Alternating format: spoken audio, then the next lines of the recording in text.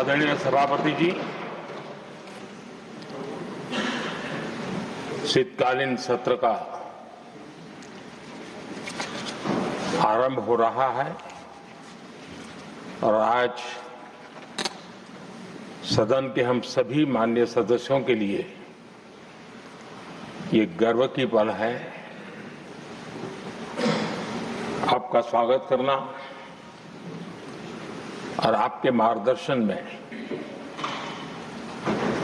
सदन के माध्यम से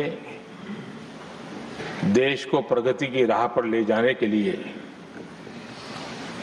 महत्वपूर्ण विषयों पर चर्चा, महत्वपूर्ण निर्णय और उसमें आपका अमूल्य मार्गदर्शन एक बहुत बड़ा अवसर हम सबके लिए है। मैं सदन की तरफ से, मेरी तरफ से आपको बहुत बहुत बधाई देता हूं, आपका अभिनंदन करता हूं और आपको शुभकामनाएं देता हूं। और मैं विश्वास भी कर देता हूं कि सभी इस सदन में बैठे हुए माननीय सदस्य ये उच्च सदन की गरिमा को संभालते हुए आपकी गरिमा की भी सदा सर्वदा चिंता करेंगे, मर्यादा रखेंगे, ये मैं आपको विश्वास दिलाता हूं।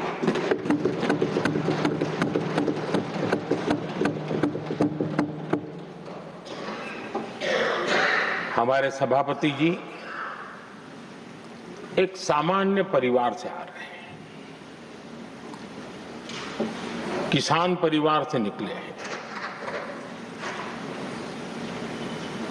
और पूरा जीवन समाज सेवा के लिए समर्पित किया है। समाज सेवा ये उनकी निरंतरता रही है।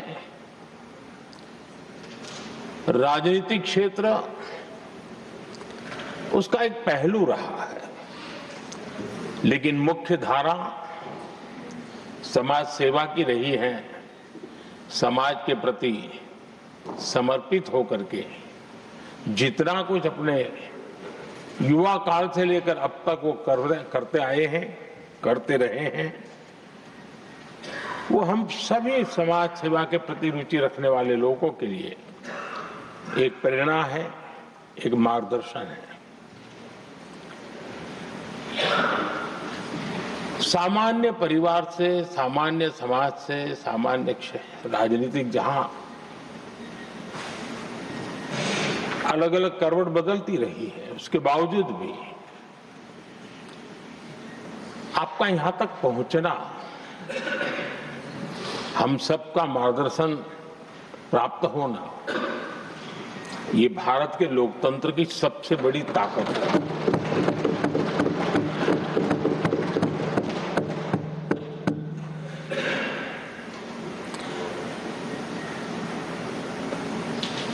ये मेरा सद्भाग्य रहा है कि मैं आपको लंबे अरसे से परिचित रहा हूं। सार्वजनिक जीवन में साथ साथ काम करने का अवसर भी मिला है। लेकिन प्रधानमंत्री के रूप में जब मुझे यहाँ दायित्व मिला और जब मैंने आपको अलग अलग जिम्मेवारियां में काम करते देखा, तो मेरे मन पर अतिशय सकारात्मक भाव जगना बहुत स्वाभाविक था। क्वायर बोर्ड के चेयरमैन के रूप में हिस्टोरिकली हाईएस्ट प्रॉफिट वाली इंस्टीट्यूशन में कन्वर्ट करना, यानी आपका किसी संस्था के प्रति समर्पण हो तो कितना विकास किया जा सकता है और कैसे दुनिया में उसकी एक पहचान बनाई जा सकती है, वो आपने करके दिखाया। आपको भारत के कई क्षेत्रों बहुत कम लोगों को ऐसा अवसर मिलता है। आप झारखंड में, महाराष्ट्र में, तेलंगाना में, पुडुचेरी में राज्यपाल, लेफ्टिनेंट गवर्नर अलग अलग दायित्व संभालते रहे और मैं देखता था कि झारखंड में तो आदिजाति समाज के बीच जिस प्रकार से आपने अपना नाता बना दिया था, जिस प्रकार से आप छोटे छोटे गांव तक दौरा करते थे, वहां के मुख्यमंत्री बड़े गर्व के साथ इन बातों का जब भी मिलते थे जिक्र करते थे और कभी कभी वहां के राजनेताओं के लिए भी चिंता होती थी कि हेलीकॉप्टर हो या न हो इसकी कोई परवाह किए बिना जो गाड़ी है आप चलते रहते थे, रात को छोटे छोटे स्थान पर रुक जाना। ये जो आपने एक अपना सेवा भाव था उसको राज्यपाल के पद पर रहते हुए भी जिस प्रकार से आपने उसको एक नई ऊंचाई दी, इससे हम भली भांति परिचित हैं। मैंने आपको एक कार्यकर्ता के रूप में देखा है, एक सहयोगी के रूप में हम साथ काम किए हैं, सांसद के रूप में देखा है, अलग अलग पदों पर देखते हुए आज यहां पर पहुंचे। लेकिन मैंने एक बात महसूस की है कि आमतौर पर सार्वजनिक जीवन में पद पर पहुंचने के बाद कभी लोग पद का भार अनुभव करते हैं और कभी कभी प्रोटोकॉल में दब जाते हैं। लेकिन मैंने देखा है कि आपको और प्रोटोकॉल का कोई नाता ही नहीं रहा है, आप प्रोटोकॉल के परे रहे। और मैं समझता हूं सार्वजनिक जीवन में प्रोटोकॉल से मुक्त जीवन की एक ताकत होती है और वो ताकत हम हमेशा आप में अनुभव करते रहे हैं और ये हमारे लिए गर्व का विषय है। आदरणीय सभापति जी, आपके व्यक्तित्व में सेवा, समर्पण, संयम, इन सभी बातों से हम भली भांति परिचित हैं। वैसे आपका जन्म तो डॉलर सिटी में हुआ और उसकी एक अपनी पहचान है, लेकिन उसके बावजूद भी आपने अपनी सेवा का क्षेत्र अंत्योदय को चुना। आपने हमेशा एक डॉलर सिटी के भी उस तबके की चिंता की जो दबे कुचले और कुछ वंचित परिवार थे, उनकी चिंता की। आदरणीय सभापति जी, मैं उन दो घटनाओं का जरूर जिक्र करना चाहता हूं जिसको कभी मैंने आपसे, आपके परिवारजनों से भी सुना है और जिसने आपके जीवन पर बड़ा प्रभाव पैदा किया है। बाल्यकाल में अविनाशी मंदिर के तालाब में आपका डूबने की संभावनाओं के बीच की अवस्था आपके लिए हमेशा रहा है कि मैं तो डूब रहा था, किसने बचाया, कैसे बचाया पता नहीं, मैं बच गया। और ईश्वर ने कुछ आप पर कृपा की, इस प्रकार का भाव आपके परिवार के लोग हमेशा बताते हैं। और दूसरा जो हम सब बहुत बारीकी से जानते हैं, जब कोयम्बतूर में लाल कृष्ण आडवाणी जी का यात्रा होने वाली थी, उसके कुछ समय पहले एक भयानक बम ब्लास्ट हुआ, शायद 60-70 लोग मारे गए। भयंकर बम ब्लास्ट था और उस समय आप बाल बाल बच गए थे। इन दोनों में जब आप ईश्वरीय शक्ति का संकेत देखते हुए अपने आप को समाज के प्रति अधिक समर्पित भाव से काम करने की जो आपने वजह के रूप में उसको कन्वर्ट किया, ये अपने आप में एक सकारात्मक सोच से बना हुआ जीवन का प्रतिबिंब है। आदरणीय सभापति जी, जो एक बात मैं जानता नहीं था लेकिन अभी मुझे पता चला, आप शायद अभी उपराष्ट्रपति बनने के बाद काशी गए थे और आपका काशी का दौरा था, तो एक सांसद के नाते स्वाभाविक रूप से मेरा मन वहां सब कुछ ठीक ठाक हो ही रहता है। लेकिन आपने वहां एक बात बताई जो मैंने सुनी, मुझे मेरे लिए नई बात थी। आपने वहां कहा कि आप वैसे तो नॉनवेज के आदी थे, लेकिन जब पहली बार आप काशी गए थे जीवन में और काशी में पूजा वगैरह की, माँ गंगा को अपने आशीर्वाद प्राप्त किया माँ गंगा से, और पता नहीं आपके भीतर एक संकल्प जगा और उस दिन से आपने तय किया कि आप अब नॉनवेज नहीं खाएंगे। अब ये कोई न कोई सात्विक भाव, कोई नॉनवेज खाने वाले बुरे हैं ऐसा मैं नहीं कह रहा हूं, लेकिन आपके मन में काशी की धरती पर विचार आया, तो एक सांसद के नाते मेरे लिए भी एक स्मरण रखने वाली एक घटना के रूप में मैं उसको हमेशा याद रखूंगा। भीतर कोई न कोई आध्यात्मिक भाव जो इस प्रकार की दिशा में ले जाने की प्रेरणा देता है।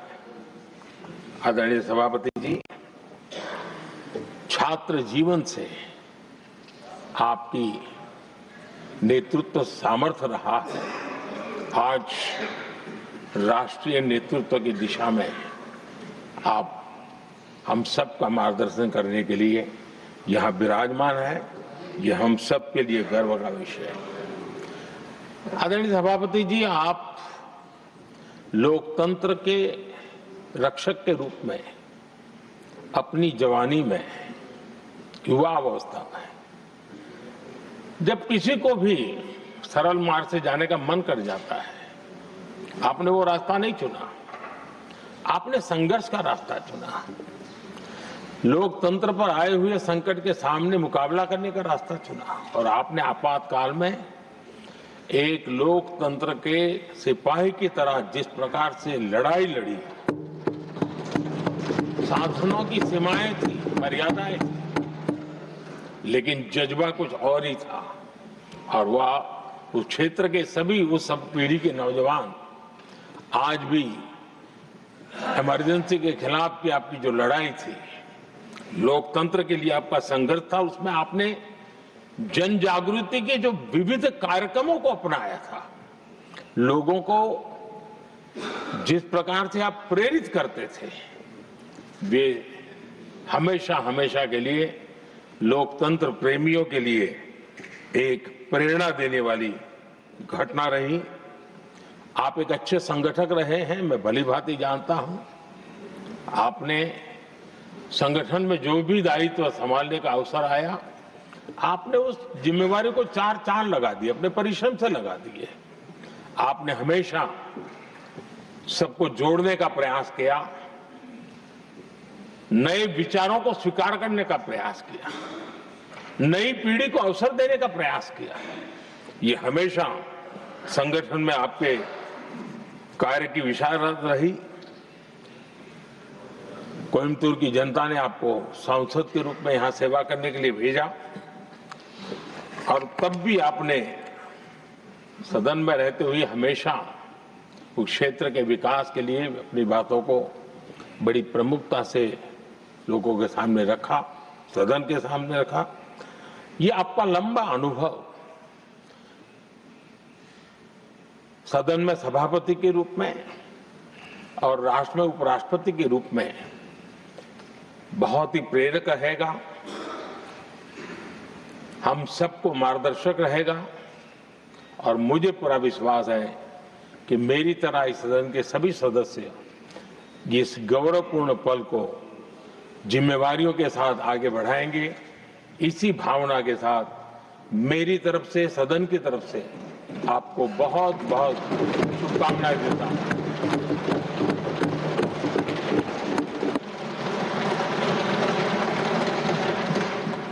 Honourable deputy chairman. आदरणीय सभापति जी, वडक्कम, अभिवादन। यह सुखद संयोग है कि लगभग 7.5 दशकों बाद डॉक्टर सर्वपल्ली राधाकृष्णन जी, जो तमिलनाडु में जन्मे, देश के सर्वोच्च पंचायत के उच्च सदन के पहले सभापति और देश के पहले उपराष्ट्रपति बने, उन्हीं महान शख्सियत के उत्तराधिकारी के रूप में आज आप उसी महान विरासत और दायित्व को संभाल रहे हैं। आपका नाम भी वही है। कहते हैं आपके जन्म के 1 सप्ताह बाद आदरणीय राधाकृष्णन जी दूसरी बार उपराष्ट्रपति बने थे और उनके नाम पर आपका नाम रखा गया। आपको बहुत बधाई, आपका हार्दिक स्वागत। सभापति जी, आप तमिलनाडु से आते हैं, महान राज्य जिसकी संस्कृति, भाषा, हेरिटेज और कंट्रीब्यूशन पर मुल्क को फक्र है, जहां हजारों वर्ष पहले महान संत तिरुवल्लुवर ने तिरुकुरुल महान ग्रंथ लिखा। कुरुल 571वें में कहा गया, उसका एसेंस है कि किसी समूह को पूरी क्षमता तक पहुंचने के लिए एक ऐसे रहनुमा नेता की आवश्यकता होती है जो सहानुभूति रखता हो, जो दूसरों की जरूरतों और भावनाओं को समझ सके, उनसे जुड़ सके। यह सहानुभूति नेतृत्व एक सकारात्मक माहौल को बढ़ावा देता है, जहां लोग खुद को मूल्यवान समझते हैं और सामान्य लक्ष्यों की दिशा में काम करने के लिए प्रेरित होते हैं। आपके अंदर दूसरों के प्रति सहानुभूति है, सकारात्मक माहौल बनाने की प्रबल इच्छा हमने देखी। आपके जीवन, आपसे हुई मुलाकातें, आपके प्रयास काम के आधार पर और इधर विश्वविद्यालयों, सार्वजनिक संस्थानों, विधायिकाओं में संविधान दिवस के अवसर पर जो कुछ भी आपने कहा, उससे आपके व्यक्तित्व की 4-5 चीजें बड़ी विलक्षण और अलग मुझे लगती हैं। पहला, डायलॉग में यकीन, डिबेट में यकीन, दूसरे के मत को सुनना और सम्मान देना। दूसरा, कन्विक्शन, 16 वर्ष की उम्र में जो ठीक लगा, जो मार्ग आपको, जो आस्था, जो विचार पसंद आया, उस पर आप चले। इसकी परवाह आपने नहीं की कि उस विचारधारा के समर्थक वहां हैं या नहीं। यह आपके बारे में जानते हुए मुझे महान लिंकन के उस पत्र का स्मरण हुआ जो उन्होंने प्राइमरी स्कूल के उस अध्यापक को लिखा था जहां उनका बच्चा पढ़ता था। उसमें अनेक चीजों के साथ उन्होंने कामना और की थी कि मेरे बच्चे को ऐसी शिक्षा मिले, जब भीड़ कोई और चीज महसूस करती हो और वो अकेला हो, अकेले महसूस करे कि मैं ठीक रास्ते पर हूं, तो उस पर चले। आप में यह गुण हमने पाया। कर्म के स्तर पर हमारे समाज की एक खासियत है। हमारे यहाँ हरिऔध सिंह उपाध्याय एक बड़े कवि हुए, उन्होंने कल्पना की हमारे यहाँ कर्मवीर हों। शब्दवीर बहुत मिलते हैं, आलोचना आसान है पर कर्म करना कठिन। आपने त्रिपुर के टेक्सटाइल इंडस्ट्री में बड़ा योगदान दिया। उसके बाद कोयर बोर्ड के अध्यक्ष के रूप में आदरणीय प्रधानमंत्री जी ने कहा, आपने बहुत रचनात्मक और बहुत बेहतर प्रयास किए। साथ ही लोकतंत्र में विधायिका के उसमें आपकी गहरी आस्था हमने देखी। आपसे जो भी मुलाकातें हुई उनके आधार पे कह सकता हूं कि आपका हमेशा एक ही कंसर्न हमने पाया, सदन में श्रेष्ठ संवाद कैसे हो, सभी अपना अपना पक्ष या मत रखें पर संसदीय मर्यादाओं के तहत। आपके नेतृत्व रहनुमाई में यह उच्च सदन ऐसा ही आदर्श कायम करेगा, यह मेरा यकीन है।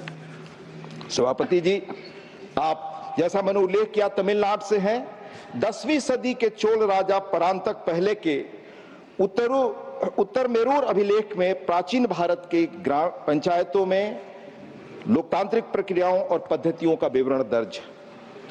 भारत में कैसे लोकतंत्र की जड़ें हजारों वर्ष पुरानी हैं, हमारे संविधान सदन की दीवारों पर हजारों वर्ष पहले आचार्य कौटिल्य का कहा लिखा है, प्रजा सुखे राज्यम प्रजा नाम तू हिते हितम।